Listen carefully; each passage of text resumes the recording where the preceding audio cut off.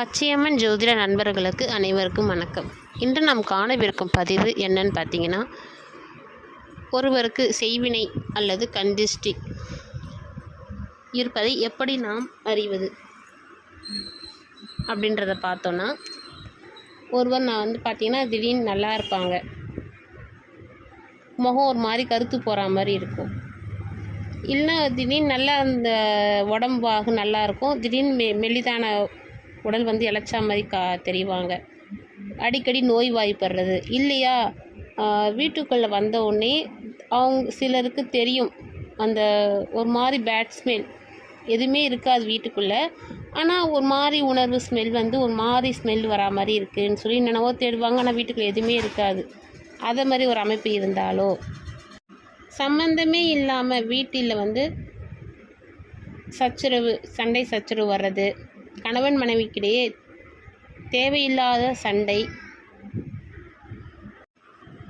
வீட்டில் யாரோ ஒருவர் தினந்தோறும் யாரோ ஒருத்தர் அழுதுகிட்டே இருக்கிறது, குழந்தைங்க இருந்தால் கணக்கில்லை, உடனே குழந்தைங்கள கணக்கு எடுத்துக்காதீங்க.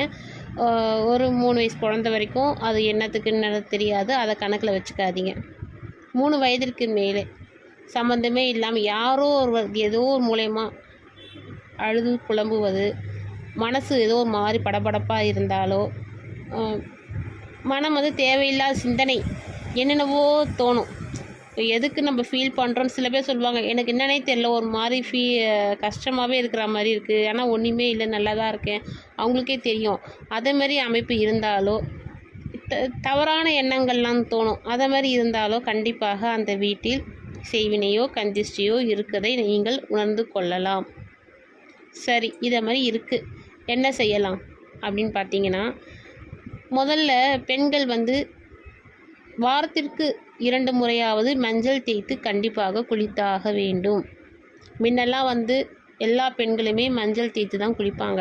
ஆனால் இப்போ இருக்கிற காலகட்டத்தில் எல்லாருமே நேரமின்மை சொல்கிறாங்க, ஸ்டைலுன்றாங்க, ஏதோ ஒரு காரணத்தை சொல்லி மஞ்சள் தேய்ச்சி குளிக்கிறதே கிடையாது. கண்டிப்பாக 2-3 நாட்களாவது வாரத்திற்கு மஞ்சள் தேய்த்து குளித்தாக வேண்டும். அந்த மஞ்சள் தேய்த்து குளித்தீங்கன்னா அந்த கந்திஷ்டி என்ற யார் என்ன நம்மளை பார்த்தாலும் அந்த கந்திஷ்டி விழவே விழாது. செய்வினையும் வச்சவங்களுக்கே அவங்களுக்கு ஒரு மாதிரி அவங்களுக்கு ரியாக்ட் பண்ணிட்டு போயிடும். இதை மாதிரி மஞ்சள் தேய்ச்சி கண்டிப்பாக குளிங்க. வாரத்துக்கு 2 முறை 3 முறை மஞ்சள் தேய்ச்சி வீட்டில் இருக்க பெண்கள் மகாலட்சுமி மாதிரி இருந்தாவே எந்த ஒரு கந்திஷ்டியோ செய்வினையோ வீட்டில் அண்டவே அண்டாது.